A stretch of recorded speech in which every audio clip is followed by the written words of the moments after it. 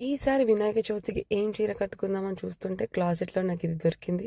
నాకు red colour అంటే చాలా ఇష్టం. ఇది చాలా పాత చీర. నాకు ఈసారి కొంచెం వింటేజ్, ట్రెడిషనల్ లుక్‌లో రెడీ అవ్వాలనుంది.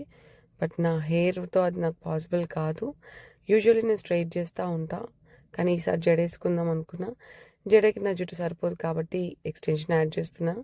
అంటే సవరంతో జడేస్తున్నా. జడ ఈ ఎంత ఈ జడతో నా లుక్కే మారిపోయింది. వావ్! జడతో ఇంత చేంజా? నాకైతే మస్తు నచ్చింది. ఇంకింతే ఇలాగే సింపుల్‌గా ఉండాలనుకుంటున్నా. No makeup nothing. Just sunscreen పెట్టుకుంటున్నా.